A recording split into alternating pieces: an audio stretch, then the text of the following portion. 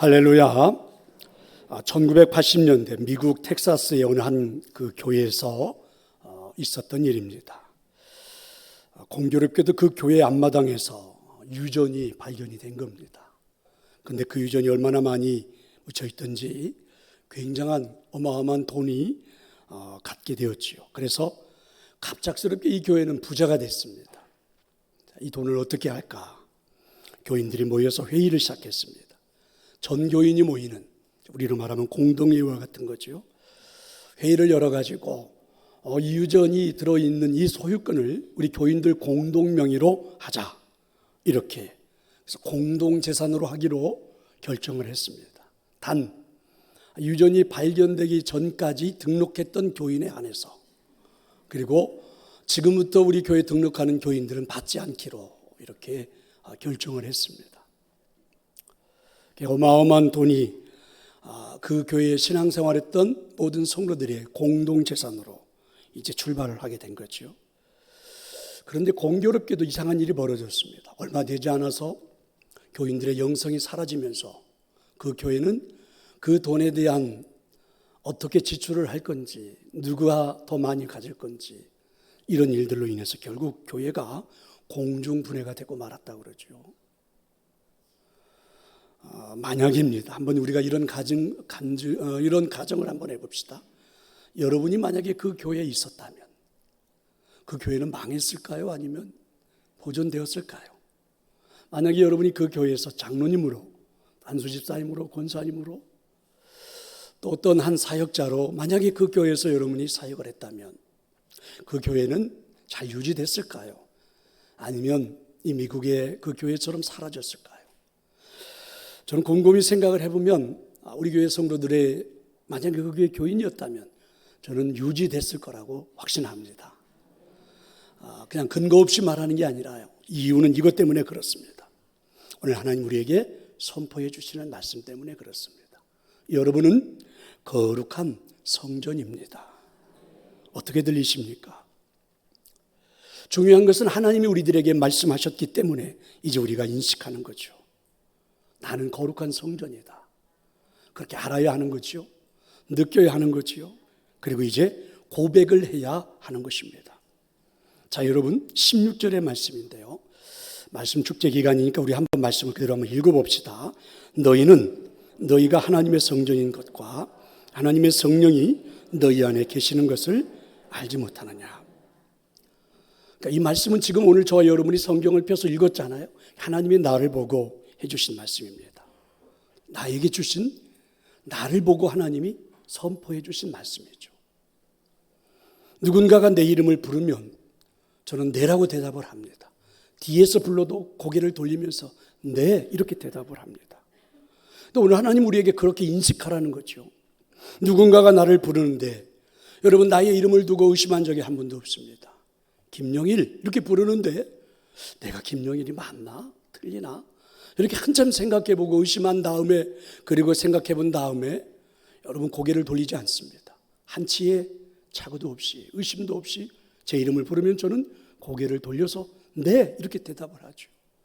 또 누군가가 제 이름을 가지고 잘못된 일을 한다든지 제 이름에 누가 되는 일을 할 때 저는 어김없이 이렇게 말합니다. 내가 김영일입니다. 그 사람은 김영일이 아니에요. 이렇게 말입니다. 하나님이 오늘 우리에게 말씀하신 겁니다. 우리는 하나님의 성전이라고, 그리고 하나님의 성령이 내 안에 존재한다, 이렇게 말씀해 주신 것입니다. 누군가가 내 이름을 사칭할 때 단호하게 내가 누구누구예요 이렇게 인식하는 것처럼 오늘 말씀을 그렇게 우리 가슴에 담으라는 것이죠. 또 하나, 하나님의 성전이라고 하는 것은 구체적으로 무엇을 인식해야 된다는 걸까? 그렇다면 이런 거죠. 오늘 성경에 이렇게 표현을 했습니다. 하나님의 성전은 거룩하니 너희도 그러하니라. 그렇습니다. 하나님의 성전의 특징은 거룩함이죠.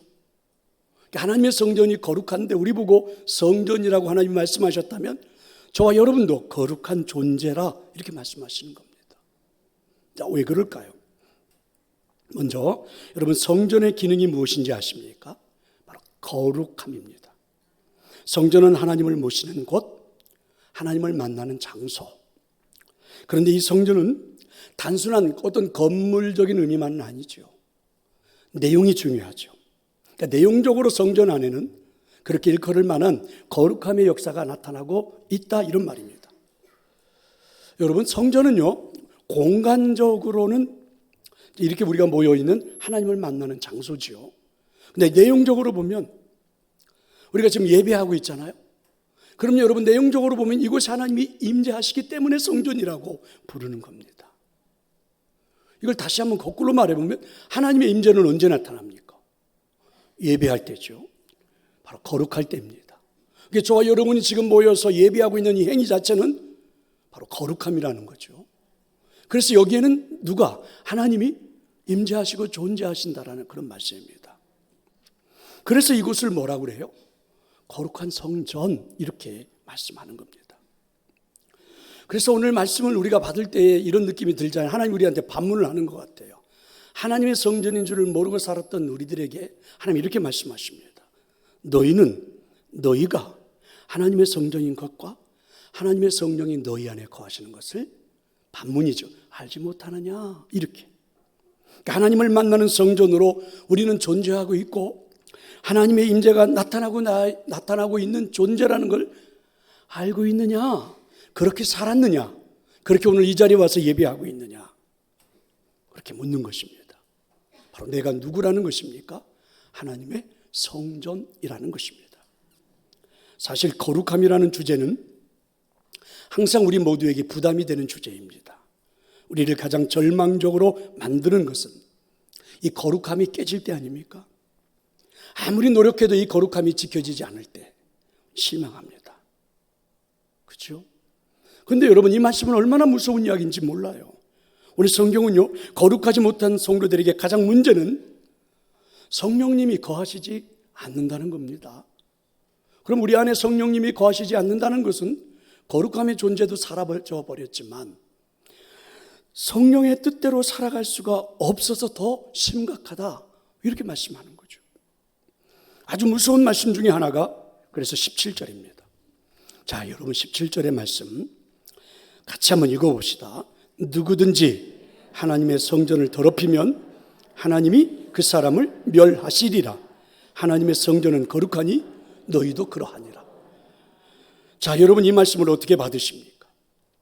하나님의 성전을 더럽히면 하나님이 그 사람을 멸하시리라. 어떻게 지금 이 말씀을 여러분 받으시는 겁니까? 좀 두렵지요. 어떤 경고의 성격도 담겨 있는 것 같고 그렇습니다. 실제적으로 그럴까? 정말 이 말씀이 그렇게 내 삶에 나타나는 걸까? 성경의 한 예를 볼까요? 사무엘상 2장에 가보면 엘리 제사장과 그의 두 아들 홈리와 비느하스에 대한 이야기가 기록이 되어 있습니다. 엘리 제사장의 나이가 98세가 되어 눈이 어두워지자 제사장의 일을 감당하기 어렵습니다. 그래서 그 두 아들 홈리와 비느하스가 대신 아버지의 일을, 제사장의 일을 감당합니다.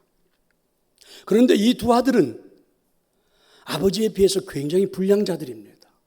그리고 행실만 나쁜 게 아니라 하나님 그분 존재 자체를 무시하는 그러한 제사장들이에요. 제사장이 지켜야 할 규정을 무시합니다. 사람들이 하나님께 제물을 드리고, 그래서 이제 예배 중에 화목제물 같은 제사를 드릴 때는 고기를 삶아서 삶은 그 제물을 드리는 거거든요.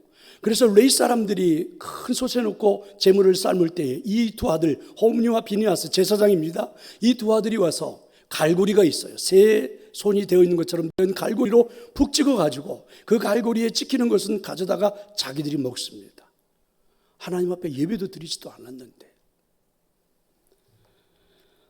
그런가 하면 이 두 아들들은요, 이 성전 어귀에서 일하고 있는 그런 레위 그룹의 여인들을 만나면 거리낌 없이 잠자리를 같이 했습니다. 자, 두 아들은 성전을 더럽히고 만 거죠. 그때 어떤 일이 일어날까요? 사무엘상 4장에 보면 이스라엘 백성들이 블레셋과 전쟁이 일어났습니다. 근데 그 전쟁에서 대패했어요. 지도자들, 특별히 이제 이 군대를 이끄는 그 사령관들이 모여가지고 회의를 합니다. 왜 우리가 이 전쟁에서 패했을까? 하나님이 도와주시지 않아서 이 전쟁을 이길 수가 없었다. 이렇게 이들은 논의한 끝에 그러면 하나님의 임재가 나타나는 법궤를 모셔와서 하나님이 우리를 돕게 하자. 그러면 그 일을 누구에게 맡길 거냐? 당연히 제사장이 맡아야 되겠죠. 그래서 홈리와 비느하스에게 법궤를 모시고 와서 전쟁터에 서서 우리를 승리하게 만들라. 그래서 홈리와 비느하스는 이 법궤를 들고 전쟁터에 나간 겁니다. 그런데 블레셋 군대에 의해서 무참하게 짓밟혔습니다. 법궤는 빼앗겼고 홈리와 비느하스는 그 전쟁에서 죽었습니다. 여러분, 거룩하지 못한 백성에게 하나님의 법궤는 어떤 능력도 되지 못했습니다. 오히려 그들은 수치를 당하고 말았죠. 오늘 말씀이 딱 맞죠? 하나님의 성전을 더럽히면 하나님의 그 사람을 멸하시리라. 하나님의 징계의 말씀이 그대로 임한 거죠. 생각해 보세요. 하나님의 임재가 체험되어졌던 것이 법궤입니다. 광야 40년을 사는 동안 언제나 하나님의 임재가 나타나는 구름기둥, 불기둥은 법궤 위에, 성막 위에 존재했습니다. 그래서 이 광야 40년을 보호해 준 겁니다. 더위로부터 추위까지 일상에서 먹고 마시고 하는 그 모든 만나까지 내려주었고 온갖 광야에 나타나는 재앙까지 광야를 살아가면서 주변에 만나는 이웃들과의 전쟁 속에서도 승리하도록 모든 것을 하나님이 도와주셨습니다. 이렇게 이 법궤와 함께 구름기둥, 불기둥 하나님의 임재가 체험되어지는 그 법궤를 모시고 광야 생활하는 동안 그 광야에 살고 있는 대부분의 많은 나라들은 이스라엘 백성들을 보고 벌벌 떨었습니다. 두려움에 사로잡혔죠. 저들이 우리나라에 들어오지 못하도록, 우리와 전쟁하지 못하도록. 그런데 여러분, 그 법궤가 오늘 블레셋 군대들에게 빼앗겨버렸습니다. 무참하게 짓밟혔고 사람들이 죽었고 힘 한 번 써보지도 못한 채 말입니다. 무슨 일입니까? 거룩함이 사라진 홈리와 비느하스가 모시고 나간 법궤는 더 이상 하나님이 임재하지 않았다는 이야기죠. 하나님이 함께 하시지 않았다는 것입니다. 더 이상 여러분 사람들에게 벌벌 떠는 하늘의 능력이 나타나지 않았다는 거죠. 전쟁을 승리로 이끌지도 못했습니다. 성도 여러분, 중요한 것은 이제 우리들의 삶입니다. 지금 내가 살고 있는 현실입니다. 하나님 우리에게 말씀하셨죠. 성전을 소유한 내가, 거룩함을 유지하고 있는 내가, 아니 내가 성전인 내가 아무런 힘도 발휘하지 못한 채 살아가고 있다고 말씀하시죠. 광야 40년을 살아내고도 남을 능력을 소유한 하나님의 성전인 나에게 이런 역사가 나타나지 않는 이유가 무엇입니까? 거룩함이 사라진 나에게 더 이상 하나님의 임재는 나타나지 않습니다. 빈 껍데기만 소유한 채 살고 있다는 것이죠. 이미 하나님은 떠났다는 말씀입니다. 하나님의 성전을 더럽히면 하나님이 그 사람을 멸하시리라. 그래서 사도 바울은 고린도 교인들에게 권면합니다. 너희의 몸을 더럽히지 말라. 너희의 몸을 더럽히지 말라. 하나님의 성전은 거룩한 것이니. 그래서 하나님 우리 보고 성전이라고 말씀하셨다면 우리 몸도 거룩함이 유지되어야 한다고 말입니다. 이제 우리에게는 중요한 과제가 하나 남았죠. 나는 거룩한 성전이다. 하나님 우리에게 이렇게 말씀해 주셔서 저의 이름이 김영일, 여러분의 이름이 존재해서 누구 앞에서도 당당하게 내 이름이 나라고 말하는 것처럼 나는 거룩한 성전이다. 하나님 이렇게 우리에게 말씀하셨다면 그 정체성을 회복하는 게 먼저입니다. 지금 우리 인생에 어떤 일보다도 중요한 일입니다. 성도 여러분, 하시던 사업을 잠시 멈추시더라도 성공을 위해서 그렇게 달려가던 여러분의 인생에 성공을 잠시 멈추시더라도 이것부터 회복을 해야 하는 것입니다. 더 이상 늦지 않게 말입니다. 이것을 회복할 수만 있다면, 아니 이것이 회복되어질 수만 있다면, 아니 오늘 이 시간 이 자리에서 우리에게 다시 한번 그것이 회복되어질 수만 있다면 우리 인생은 행복할 것입니다. 그래서 여러분, 우리의 신앙의 선배들, 불과 얼마 전에 우리보다 먼저 이 세상에 살았던 우리 아버지 어머니 세대들, 특별히 한국교회 우리 신앙의 선배들은요, 여름이 되면 전국 방방곡곡의 기도원이 구름대처럼 몰렸지요. 함께 울부짖었습니다. 기도했지요. 올 수 없는 분들은 교회에서 함께 울며 기도했습니다. 이유가 무엇입니까? 내 안에 존재하는 그 하나님의 성전 거룩함을 되찾기 위해서 말입니다. 이게 한국교회 전통이지요. 이 좋은 전통은 지켜줘야 되지 않을까요? 하나님 우리에게 그렇게 말씀하십니다. 우리는 바로 거룩한 성전, 충분히 이 세상을 이기고도 남을 수 있을 만큼의 능력도 소유된 거룩한 성전 믿으시기를 축원합니다. 그러면 우리가 어떻게 이 거룩함을 유지할 수 있을까요? 사도 바울은 고린도 교인들을 향하여 지혜로운 자가 되라 이렇게 권면합니다. 하나님의 성전인 우리가 거룩하게 살아가는 방법은 지혜로운 자가 되는 것이라고 말씀했어요. 그런데 여러분, 오늘 말씀을 보면 이 지혜도 거룩함과 아주 밀접하게 연결이 되어 있지요. 거룩함이 세상의 더러운 것과 구별되는 것이라면 여러분, 이 지혜도 세상의 지혜와는 구별이 되어야 한다는 것입니다. 그게 이제 오늘 우리가 읽었던 18절 또 19절의 말씀이에요. 자, 한번 18절과 19절의 말씀을 같이 한번 읽어봅시다. 아무도 자신을 속이지 말라. 너희 중에 누구든지 이 세상에서 지혜 있는 줄로 생각하거든 어리석은 자가 되라. 그리하여야 지혜로운 자가 되리라. 이 세상 지혜는 하나님께 어리석은 것이니 기록된 바 하나님은 지혜 있는 자들로 하여금 자기 꾀에 빠지게 하시는 이라. 그렇습니다. 세상에서 어리석은 자가 되는 것이 하나님 앞에서는 지혜로운 자가 된다는 거죠. 세상에서 지혜로운 자들은 하나님 말씀하셔요. 반드시 그 꾀에, 자기 꾀에 빠지게 될 거다. 이렇게 말입니다. 사실 우리가 살아가면서 경험하는 것이지만 나의 잘못된 판단 하나로 인해서 곤욕스러울 때가 얼마나 많습니까?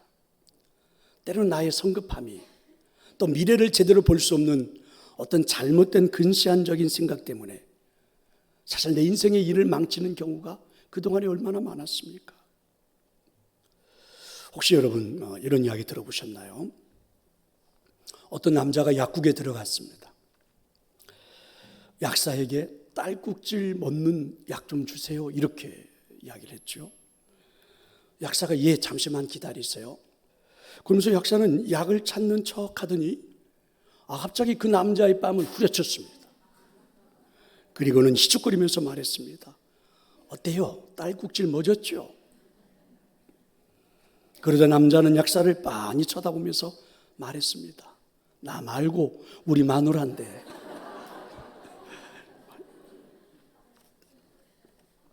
성경은요, 지혜에 대해서는 사람의 지혜를 신뢰하지 않습니다. 왜 그렇습니까? 지혜는요, 하나님으로부터 오시기 때문에 그렇습니다. 우리 인생의 계획을 우리가 아무리 세밀하게 세워도 다 틀어지고 잘못되는 것, 우린 경험을 통해서 알고 있습니다. 그래서 야고보서 기자는 1장 5절에서 이렇게 권면합니다. 너희 중에 누구든지 지혜가 부족하거든 모든 사람에게 의 주시고 꾸짖지 아니하시는 하나님께 구하라. 자신의 판단과 자신의 꾀를 의지하는 사람은 결국 자신의 꾀에 빠지게 된다는 그런 말씀이겠죠. 우리가 하는 기도는 사실 우리의 형편을 바꿔달라, 우리의 상황을 다르게 해달라, 이런 기도가 아니잖아요. 어떤 환경에서든지 간에 하나님이 주시는 능력으로, 하나님 주시는 은혜로 이기게 해달라는 힘을 구하는 거 아닙니까? 이게 신앙과 비신앙의 차이겠죠. 생각해보면 내가 기도했던 것들, 그래서 우리의 기도가 틀어졌을 때 사실은 얼마나 하나님께 감사할 일이 많은지 모릅니다. 나의 지식으로는 그게 최선인 줄 알았지만 하나님의 생각과 지혜는 우리의 생각을 뛰어넘습니다.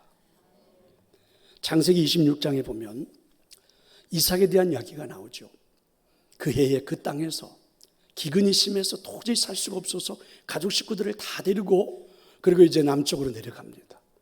가는데 하나님이 가지 못하게 하십니다. 멈추라 하십니다. 그래서 멈춘 땅이 블레셋 땅입니다. 그래서 그 땅에서 농사를 지었습니다. 그랬더니 그 해에 그 땅에서 그렇게 기근이 심하고 비가 오지 않아서 다 힘들어하는 땅, 척박한 땅에서 농사를 했는데 100배의 소출을 얻었습니다. 놀라운 축복이죠.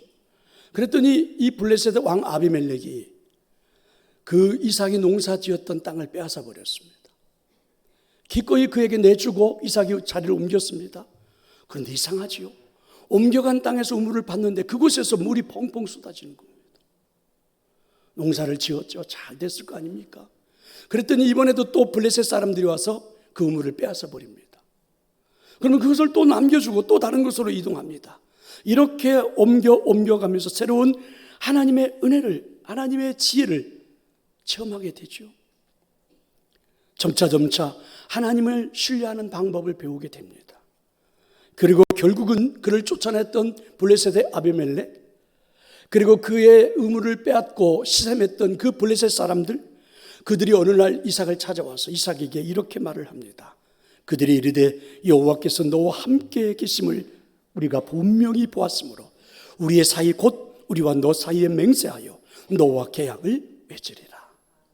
놀랍지 않습니까? 이삭이 블레셋 사람들에게 결국은 쫓겨다니는 와중에서도 하나님의 지혜, 하나님의 지식을 충분히 경험하고 그걸 떠나지 않았다는 이야기죠. 그랬더니 완전한 승리로, 그리고 원수의 목전에서 상을 베푸시는 하나님의 은혜를 경험하게 된 것입니다. 이게 바로 신앙생활입니다. 자, 여러분 18절의 말씀을 이제 한번 가슴에 담아봅시다. 아무도 자신을 속이지 말라. 너희 중에 누구든지 이 세상에서 지혜 있는 줄로 생각하거든 어리석은 자가 되라. 그리하여야 지혜로운 자가 되리라. 꼭 담겨졌으면 좋겠습니다. 신앙으로 산다는 것은요, 여러분 세상에 대해서는 어리석게 사는 겁니다. 세상 사람들과 똑같은 원리를 가지고 사는 것은 신앙이 아니겠지요. 왜 그래야 합니까? 그래야만이 나를 하나님이 거룩한 성전이라고 나에게 말씀해 주신 그 정체성, 그래서 그 거룩함을 의지할 수 있는 비결이기 때문에 그렇습니다. 성도 여러분, 교회 안에서 일어나는 문제들, 신앙인들이 겪고 있는 갈등의 문제가 무엇입니까? 사실은 여러분이 동산교회에서 신앙생활 해보지만 우리 교회에 문제가 전혀 없는 것은 아니죠. 또 여러분들이 신앙생활을 그렇게 열심히 해보려고 하지만 자꾸만 갈등이 생기는 일도 많죠. 세상의 법칙과 성경의 원리가 맞지 않기 때문에 그렇죠. 잘 알고 있지 않습니까? 그러니까 여러분 세상의 법칙, 성경의 원리, 근데 이런 일들이 너무 많아요. 내 삶에서, 내 주변에서. 성경대로 살아가면 세상 사람들에게 어리석다라고 손가락질 당할 일이 있다는 것이죠. 세상은 우리에게 이는 이로, 눈은 눈으로 이렇게 말하죠. 그런데 예수님은 우리에게 뭐라고 가르치십니까? 어리석게도 원수를 사랑하라고 그러죠. 그것도 이런 번씩이 7번이라도 도저히 계산이 나오지 않는 어리석은 삶의 지침을 하나님 우리에게 말씀해 주는 겁니다. 이런 말씀이 있잖아요. 육체의 본능대로 살면 동물이요, 이성을 따라 살면 인간이요, 성령님의 인도하심을 따라 살면 그리스도인이다. 동의하십니까? 오늘 말씀이 그래서 우리를 향해 주시는 도전이 무엇입니까? 인간으로 살 거냐, 아니면 그리스도인으로 살아갈 것인가? 오늘 말씀 우리에게 그렇게 도전을 해주고 있습니다. 성도 여러분, 사랑하는 성도 여러분, 그렇습니다. 우리는 그리스도인으로 살아가는 자들입니다. 그렇다면 여러분 21절의 말씀을 가슴에 담아야 합니다. 그런즉 누구든지 사람을 자랑하지 말라. 만물이 다 너희 것이다. 그렇습니다. 여러분 사람을 자랑하지 마십시오. 세상에서 지혜 있는 자라고 교만하지 마십시다. 왜 그렇습니까? 만물이 다 너희 것이다. 사실은 내가 그리 세상의 지혜에 뛰어나고 특출난 사람인 줄 알았는데 오늘 성경은 이렇게 말씀하십니다. 만물이 다 너희 것이다. 나의 지혜는 아무것도 아니라는 것이죠. 내가 자랑하는 것들은 사실은 이미 하나님이 주셨다는 거예요. 만물이 다 너희 것이다 라는 말씀을 영어 성경을 리빙 바이블에서는 이렇게 번역을 했어요. 한번 볼래요? God has already given you everything you need. 그러니까 우리가 자랑하는 모든 것들, 우리가 필요한 모든 것들은 이미 하나님이 우리에게 주셨다는 겁니다. 여러분 믿으십니까? 우리에게 필요한 것들, 우리의 모든 것들을 이미 하나님이 우리에게 주신 거예요. 근데 뭐 그게 내가 자랑할 것이 되겠느냐? 곽선희 목사님의 설교집에 보면 이런 이야기가 하나 있더라고요.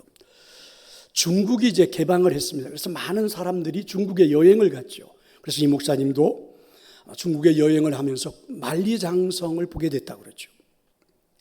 북경 대학생이 가이드가 돼서 안내를 해줍니다. 그런데 만리장성 앞에 서서 그걸 보는 순간 탄성이 저절로 나오더래요. 너무 멋지고 어떻게 인간들이 이런 성을 쌓을 수 있을까? 그래서 탄성을 질렀다고 그러죠. 굉장하구나. 그랬더니 가이드를 하고 있던 이 젊은이가 이렇게 이야기를 하더래요. 나지막히 미련한 짓이지요. 그 젊은이의 이야기가 이 곽선희 목사님 마음에 생각에 변화가 생기더래요. 아, 그렇구나. 진시 황제가 얼마나 어리석은지. 이 성만 쌓으면 이 나라가 몇천 년, 몇만 년 튼튼하게 보존될 거라고 생각했는데 사실은 이 성을 쌓기 위해서 그 성 밑에 수없이 많은 사람들이 죽었잖아요. 어떤 사람들은 그 성의 길이만큼이나 사람들이 죽었다고 그러죠. 그렇게 많은 사람들을 죽여서 성을 쌓아놓았는데 그 성이 사람들을, 나라를 지켜주던가요? 만리장성처럼 어리석음이 없다. 그 젊은이가 하는 말이 맞죠. 어리석음의 상징이 만리장성이라고. 그렇습니다. 하나님께서 비웃으십니다. 인류 역사상 어떤 인간의 구상도 완벽하지 못했습니다. 하나님께서는 인간의 지혜를 헛것으로 하십니다. 누가 하나님 앞에서 자신의 힘과 지혜를 자랑할 수 있습니까? 그래서 성경은 우리에게 말씀하죠. 참다운 지혜란 사람을 자랑하는 것이 아니라고 말씀하고 있습니다. 참다운 지혜는 하나님을 인정하는 것입니다. 하나님께서는 여러분에게 필요한 모든 것을 이미 다 주셨습니다. 단지 하나님을 의지하거나 신뢰하지 못하기 때문에 내게 이미 주어진 것을 얻지 못하고 누리지 못하고 갖지 못하는 것뿐입니다. 그러므로 진정으로 지혜로운 자는 세상에 대해서는 미련한 자가 되어야 합니다. 여러분, 세상 사람들에게 똑똑하다는 소리를 듣는 것보다는 미련하다는 소리를 듣는 것이 훨씬 더 신앙적일 때가 많다는 사실을 우리는 이미 체험해 보았습니다. 하나님의 사람은 성령의 물결은 타되 세상의 물결은 거슬러 올라가야 하는 것입니다. 하나님 오늘 우리에게 주시는 강력한 도전입니다. 하나님께서는 여러분에게 필요한 것을 모두 다 주셨습니다. 인정할 수 있기를 축원합니다. 여러분의 삶을 하나님께 맡기고 한번 세상을 거슬러 올라가 보십시오. 세상에 대해 한 번은 어리석은 사람이 한번 되어 보세요. 여러분의 정체성을 다시 찾게 될 겁니다. 하나님이 우리를 보고 거룩한 성전이라고, 40년을 능히 광야 생활하고도 남을 만큼의 능력이 나에게 있음을 여러분은 꼭 발견하게 될 것입니다. 성도 여러분, 이제 찬양하면서 마치려고 하는데요. 생각해 볼래요? 혹시 지난 한 주간 세상에 살았던 일들이 오늘 이 시간 엎드리고 보니까 억울하십니까? 참 손해를 많이 본 것 같나요? 혹시 바보 같다는 소리를 주변에서 많이 들었습니까? 여러분이 모자라서 듣는 소리가 아니라 하나님을 인정하기 때문에 이런 소리를 듣는다면 여러분 기뻐하십시오. 하나님의 지혜가 여러분을 인도할 것입니다. 여러분이 소유한 거룩한 성전, 여러분 가슴속에 담겨있는 하나님의 성전, 그 법궤가 광야 생활을 충분히 감당하게 할 겁니다. 법궤를 소유한 이스라엘 백성들을 보고 광야에 살고 있었던 주변의 나라들이 벌벌 떨었던 것처럼 저와 여러분이 소유한 예수 그리스도를 가슴에 담은 거룩한 성전인 나의 삶을 살 수만 있다면 사람들은 우리를 존귀한 존재로 보게 될 겁니다. 우리는 능력의 사람으로도 살아가게 될 겁니다. 새로운 인생도 열리게 될 거예요. 여러분의 인생 잘 살아낼 겁니다. 반드시 잘 살아낼 거예요. 염려하지 마십시오. 가나안 땅에 도착하게 될 겁니다. 자, 그렇다면 오늘 우리 찬양처럼 이제 내 안에 예수 그리스도가 모셔 있는 그 기쁨으로 찬양도 부르고 그렇게 믿음으로 살았으면 좋겠습니다. 찬양